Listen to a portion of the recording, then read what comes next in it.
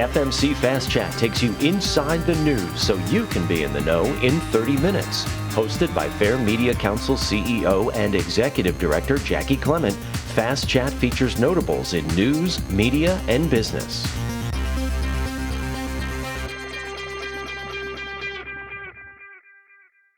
Thank you for joining us. I'm Jackie Clement, and this is the podcast from the Fair Media Council. Today, we're very lucky to have with us as our guest Jim McCann, who is the founder and executive chairman of 1-800-Flowers.com. Jim, thanks so much for being with us today. Nice to be with you, Jackie. So it's good to see you. And really, the reason we want to have you with us today is from what we do at the Fair Media Council. We focus a lot on news coverage and what the news is covering, as well as what it's not covering. And when it comes to business news in particular, a lot of what we see focuses on startups. You know, the sexy technology company that just got a bunch of venture capital funding that's just starting up and burning through its money. Or now that we're through the pandemic, a lot of the business news focuses on the businesses that are struggling and not surviving. Mm-hmm. And then in between those two posts, I have someone like you, which is a rarity, which is you started a business back in 76, I believe, with one flower shop. You've built it into a household name, and you've survived the test of time. So what I want to talk to you really about is how do you do that? How do you build a company that lasts and survives all of the craziness that the world goes through? How do you stay relevant? And probably let me start with what may be the hardest question, which is, what do you actually do all day at this point in your career? Well, I can't figure it out myself, Jackie. It's I'm awfully busy, sometimes busy being busy, but it's because I'm no longer the CEO of Flowers, I have the luxury of focusing my attention on the future, on the future of Flowers. I'm not as caught up in the day-to-day, although I'm still connected to it, but my brother Chris has been the CEO for over 5 years now, and so he runs the company, has a great management team, a long tenured management team that does a terrific job there. So I get to focus now on the things that will influence our future. So I have a small team of people that I work with, and we focus on innovation, new relationships, new products, new partnerships, new functionality. We focus a lot more on strategy and development, so business development, M&A, and of course, looking over the shoulder of the talented people we have in our marketing team. So that would be the three areas I focus most on. And as the chairman of the board, I get to harness the talents of a very, very talented board that we have to plug them into the areas of interest for the company, of need for the company, and tap into their talents to help us to evolve and grow. So it's a full schedule. And because of some of the things that we've innovated in the last year, there's a lot more editorial that we as a team or me individually that I'm involved in now. Okay, so you mentioned this past year. Is that part of a pivot due to COVID? Well, sure. I don't know if you heard about it, but this COVID thing had quite an impact on us all. I suspected as much. Okay. It had a huge impact on everything, on everybody. You mentioned in your opening comments about the businesses that aren't making it, which is really, really sad to see. I was all over Long Island on Saturday. I had appointments on the North Shore. I had appointments out east, appointments on the South Shore. And I noticed wherever I went that there are still way too many retail shops closed. And that pains me as a retailer, as a merchant who still loves the interactivity with people. I hope that rights itself in the next 12 to 24 months as we emerge from COVID and people are comfortable going about their activities in person, that'll correct itself. But that's because it has consequences beyond those individual people, their families, and their employees. It has a big impact on each of those towns. So I hope that rights itself. Yeah. So when you're in the gift sending business, basically. Now, I don't know if people understand that 1-800-Flowers is actually an umbrella for a lot of other companies, such as, I have a long list here, but it includes 800baskets.com, Cheryl's Cookies, Harry and David, which, by the way, that ice cream sampler gift thing is one of my favorites to send. And it's all calorie free, which is really interesting. Sherry's Berries, Wooferman's Bakery. I mean, the list goes on. You even have Simply Chocolate in there. Over the past 2 years, in a way, people needed to send gifts because there was no, in-person contact and things of that sort. So I hate to phrase it this way, but was the pandemic actually good for you in certain ways? Well, it was good and bad, mostly good. What I mean by that is, from a demand point of view, it was good. Clearly, we had all the challenges that every other company had in terms of keeping our people healthy, our customers healthy, keeping our business functioning and running. So it was all about safety. And like every company, especially one that employs a lot of people, we did have our tragedies among our team members all over the country.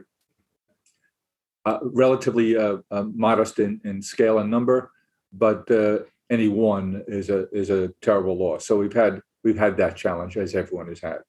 But as you look in terms of what the impact on business beyond the obvious in terms of loss and pain was a demand. As you pointed out, people weren't able to go anywhere. They weren't able to interact in person, and they felt like they needed to connect more than ever.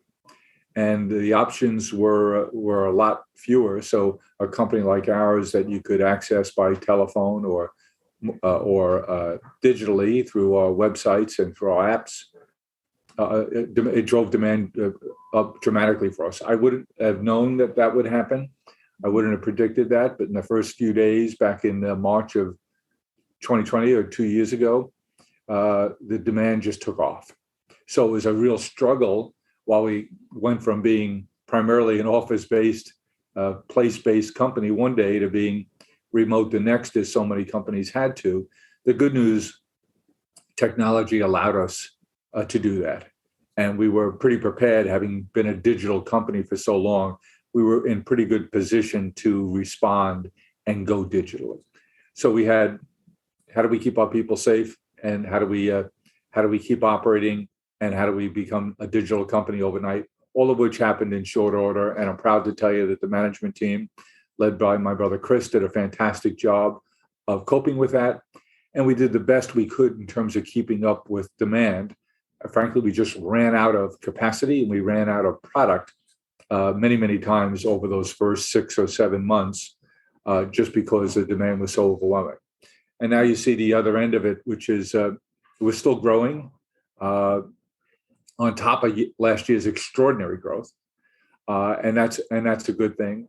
But this year we're coping with another challenge, and that's our job as business people, as business managers, as entrepreneurs of sorts, is to manage the challenges. And the challenges this year and for the past 7 or 8 or 9 months now has been a spiraling cost. So you have inflation, you have a scarcity of labor everywhere around the country. We have a challenge in terms of freight cost, fuel cost, container cost, shipping our packaging and our products that we would get from Asia and other ports abroad. Really, really challenging. So the good news is demand was there. The challenge was that the cost spiraled up fairly dramatically. And so we had to spend to keep up with our customer need and demand. And so we grew.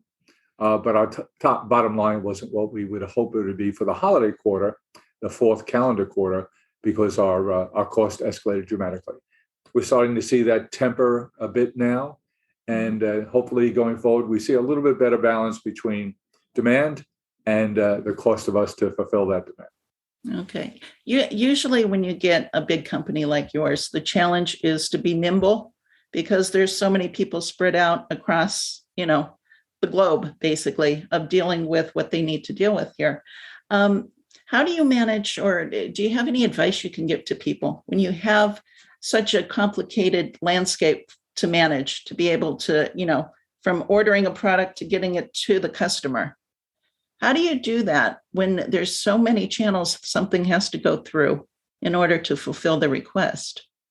Yeah, it's a challenge because we become a little bit more complex as a company every day. you can't manage that complexity without good management, without a good digital capability. That is, you have to be a digital company. You can't stay with the ways of the old, because you have to take costs out, you have to be efficient, and you have to be able to respond and report to your customer in real time. So being digital is just a necessity in almost every business that I can think of. So both of those. And then finally, from a team member's point of view, you have to have a culture and invest in a culture that demands the best of people. They're not going to be watched all the time. So the definition of culture is what people do when no one's watching. Okay. And the attitude about serving the customer and going above and beyond is something we invest a great deal of time and effort in, so that we have a culture that's service-oriented, that's innovation thinking, leaning toward innovation all the time, and embraces a constant change from a digital point of view. So those are things that we focus on. And if we do that, then we get better all the time. And I'm proud to tell you that we measure that, and we do. We're good, and we get better all the time. Okay, all right. Now, one of your hallmarks of leadership, though, is your communication skills, because you are extraordinary both as a public speaker, but also as a business leader. So I'm wondering, when it comes to talking to employees internally, what kind of mechanisms do you use? Well, Jackie, the tools that we use for communications have changed dramatically, even in the last couple of years, especially during COVID. And it's both, and the lines between our communication with our customers or our community and our team members are blurring. Yeah. It's a similar communication path and oftentimes a common element.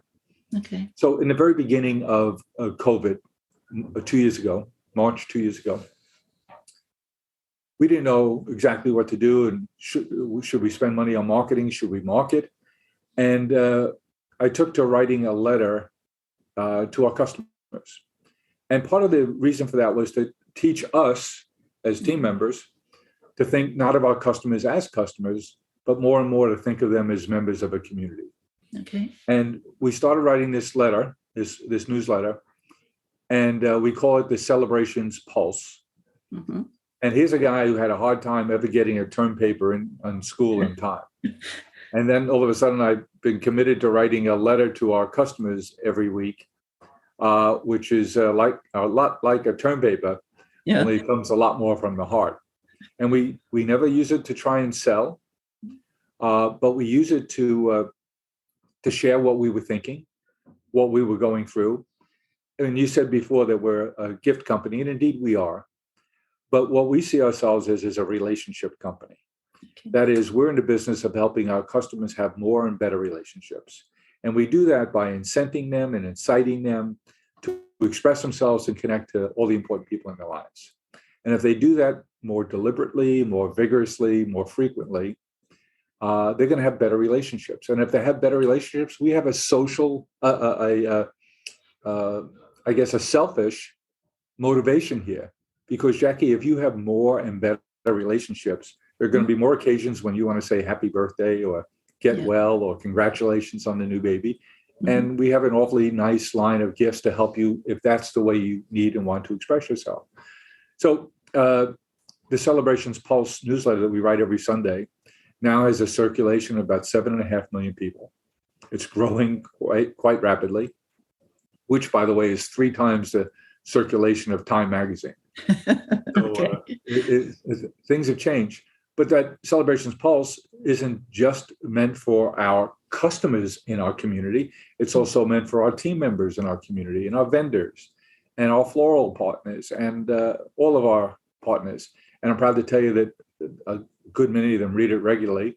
Oftentimes we write about different team members, different things we say. So by accident, we created another vehicle for us to connect and express ourselves to our community, which includes our team members and our customers and of course, other stakeholders. So that's something that evolved at the very beginning of COVID. And COVID then challenged us to say, from an innovation point of view, remember I have a few very talented people who work directly with me, and we had all these things we wanted to do, but we were taking a long time to get to them. Well, COVID gave us an opportunity because the rest of the house, Chris and the management team, was so busy trying to keep up with the demands of the crisis. Right. Demand that was coming in, logistics, supply, keeping people safe, new requirements of partitions, glass, masks, all of that. It allowed us to accelerate our efforts, Jackie, on the innovation side and do more of the things that we wanted to do quicker than we would have without COVID. So I'll give you a couple of examples. Before COVID, we instituted a program. Sympathy expression is an important category for us as florists. So when there's a death in the family or in your community or in your network of friends or coworkers, the way you express yourself, whether you send a food gift from Harry and David to their home or a floral arrangement to a chapel or their home or their office, that's an important category for us. But for florists, it's been a declining category for over 20 years. Yet it's still important. So we said, well, can we market that category? No. So what we decided to do was to lean into the idea of think about your customers as people you can serve, and in serving them, earn their appreciation and maybe consideration when a gift is appropriate. So what we did was we created a whole educational program of information about sympathy, different rites and rituals by religion, the appropriate things to say. And we said, we aren't the experts, but we should know where to go and find them. So we gathered all this information. We created all this programming. And I wrote a series of 9 different white papers on the impact of COVID on the death care industry. You know, remember there were no ceremonies taking place. Right. People were saying, so-and-so passed, and we're going to have just a very immediate family service. And then when COVID lifts, we'll find a way to come and celebrate Joe's life. Well, we all got those notices, and we were all unable to express ourselves. And so it changed the category. So we never bought an ad, and we still haven't, to say we have great sympathy gifts. But we provided information and answered a lot of questions and created an environment. In fact, another Long Islander who I'm sure you know, John Tesh, is a friend, and he has a terrific radio program syndicated on, I think, about 400 different radio stations around the country. And we went to John and said, John, we'd like to talk with your audience, your community, about sympathy and sympathy questions. But we don't want to do it in an advertising kind of form. Can we just have a dialogue with your customers, your community members, and share that information with them? So we've done a series of Facebook Live broadcasts with experts and our guest on John's program for several years now. And I'm here to tell you that it worked because our community has expressed their appreciation for the fact that we invest a lot of time, money, and energy to have the right information for them, the right answers to their questions, or answer their specific questions, because that's a category that's been growing for us and growing quite dramatically, frankly. But it taught us internally that the idea of marketing has changed, and just buying ads and say, we got cheaper or better stuff than everybody else doesn't work. But if you do something to serve your audience and really engage your audience, then that's the new kind of marketing that we're engaged in. And COVID allowed us to learn that in a kind of rapid form. So we have the Pulse, which is the letter we write every Sunday. We have the whole sympathy program. We created a whole lot of experiences. Now, of course, I'll tell you a quick story. We recently acquired a company called Alice's Table. And Alice is a terrific young entrepreneur. And she created a company to teach people in person how to make floral arrangements as a fun and a creative thing to do. Well, we on Monday, March 19th, Monday, March 9th, 2020, Alice and her team from Boston came down to Long Island to have a celebratory dinner to celebrate our new partnership, not an acquisition. And on March 11th, Wednesday, was when we realized that this was real and the world was shutting down and things had changed. Now, Alice's business was all about in-person design, and she had instructors all over the country. And she called me on Thursday morning and said, "Oh my God, we just had a celebratory dinner. I'm out of business." And Chris and I said, "Alice, calm down. Yeah. Let's think this through. We're going to have to learn to do this digitally." And indeed, she did, working with our team and her team. And last year, we had, through all our different classes, probably a 250,000 people attend one of our classes or our dinners or our book clubs, all virtually. And we acquired Alice in the very beginning of this calendar year, January 1st or thereabouts, because we had built such a good relationship together. We want her to build it even grander.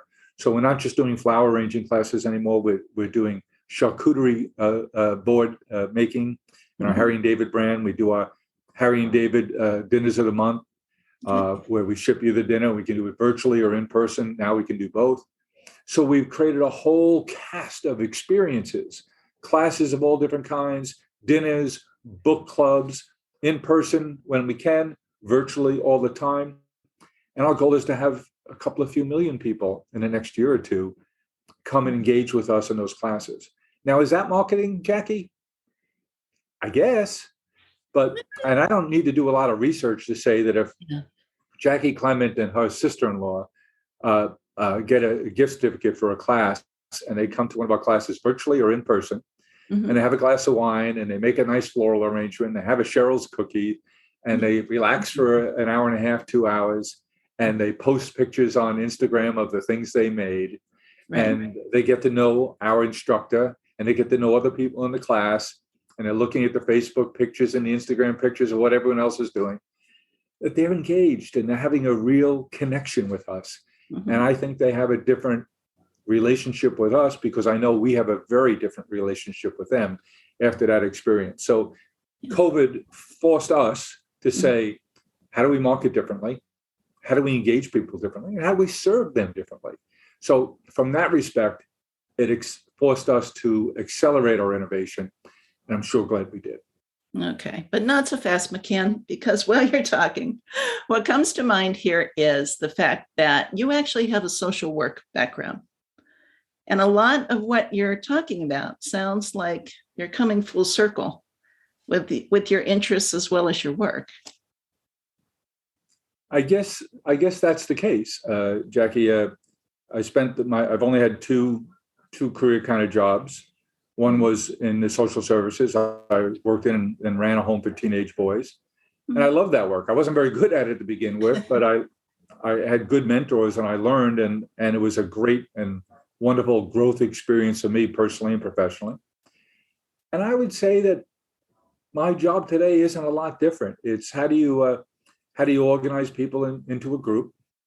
How do you develop relationships with people one-on-one, like I had to with those 10 boys in the first group home I lived in? How do you let them know you care? How do you let them know what the rules are? There has to be rules. Okay. How do you encourage them to accomplish more than they ever thought they could? How do you teach them they can accomplish more if they partner up? And if they have a healthy, safe, caring environment, they can grow and succeed and fail. Yeah.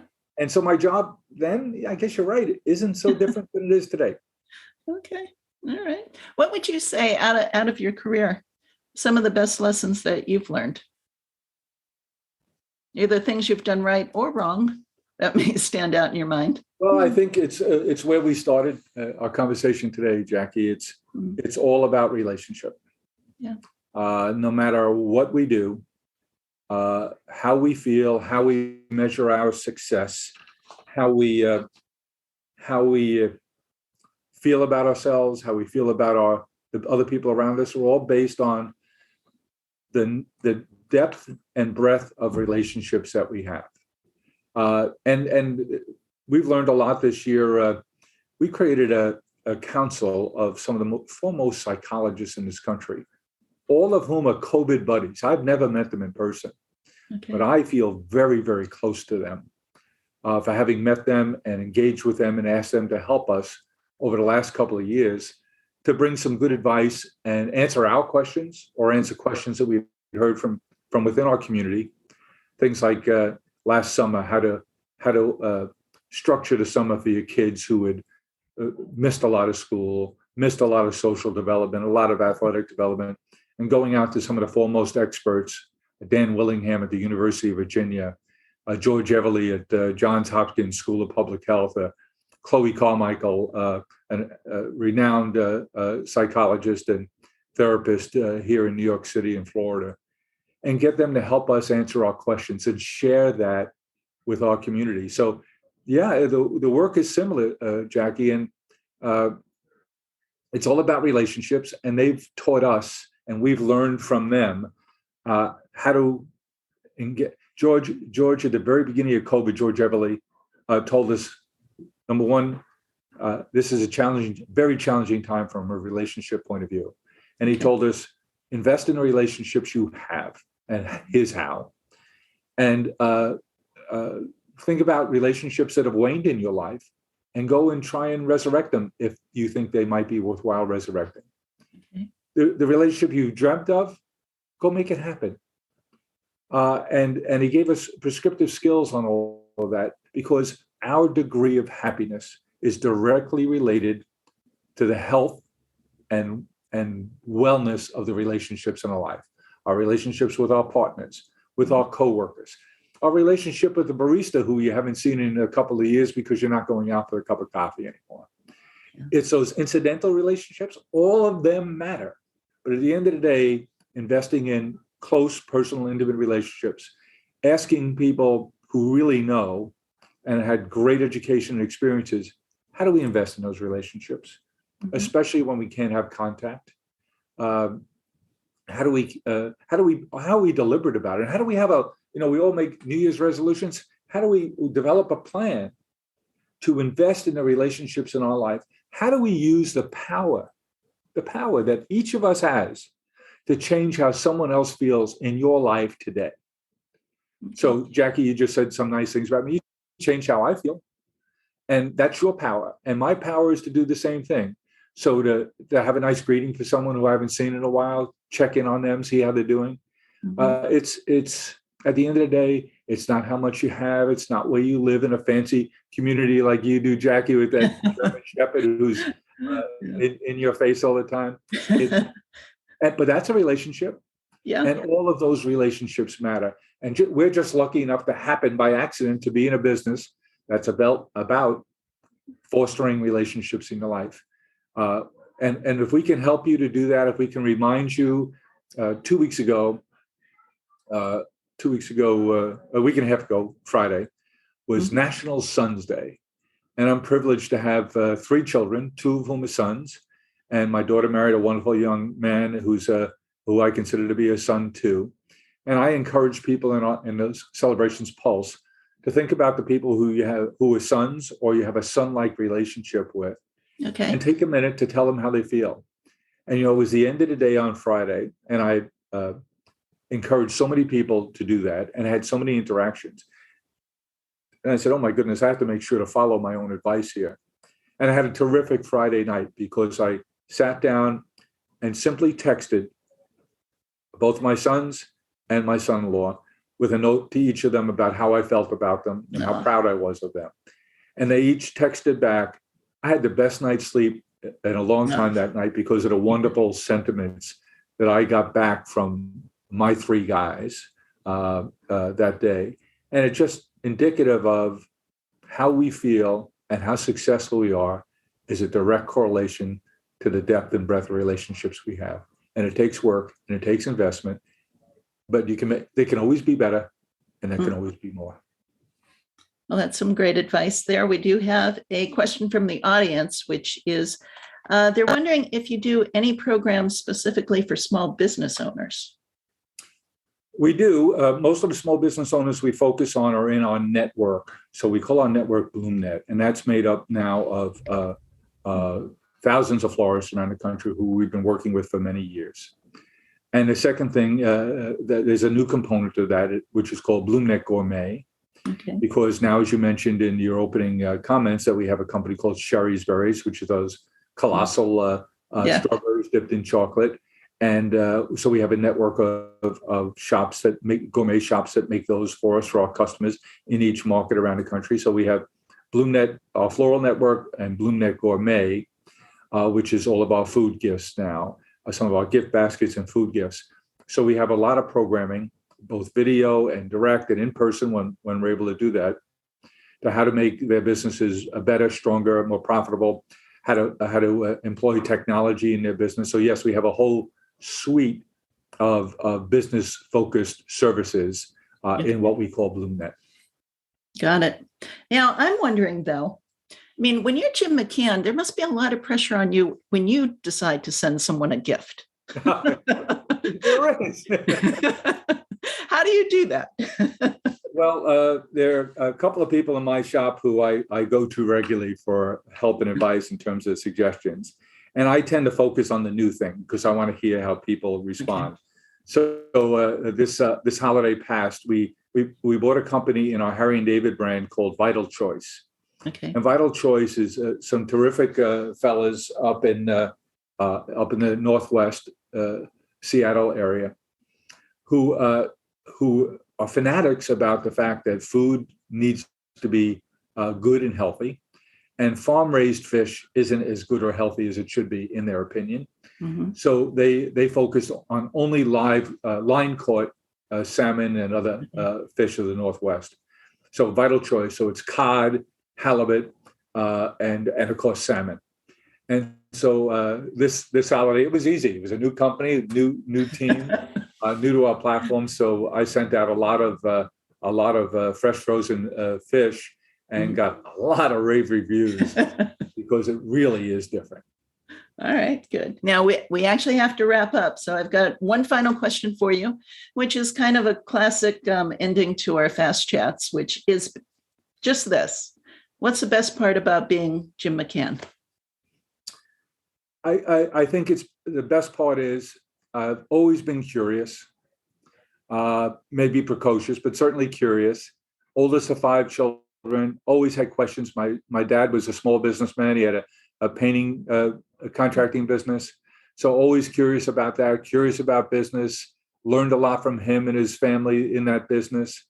And the best part about being me is I get to scratch that curiosity itch, and I get to go learn a lot about new things. I visited on Saturday. I told you I was all around Long Island. I visited with a wonderful guy who has a hydroponic lettuce growing business. Okay. I visited with him on Saturday morning, and just to be with someone who's smart and knowledgeable and curious like he is gets my curiosity going too. So the best part is I've always been curious, and now I get to go check into all those things I'm curious about. Oh, that's great. Thank you so much for spending this time with us. It's been so much fun to catch up. And I wish you great success with everything you're working on now. And if you need us, we're here for anything we can help you with. Jackie, I've always been a fan of yours and admirer of what you do. And I look forward to when you can do those things in person again. And I hope it's very soon. Thank you. The Fair Media Council is a 501c3 nonprofit organization advocating for quality news and working to create a media-savvy society. For more information about the Fair Media Council and upcoming Fast Chat shows, check out fairmediacouncil.org.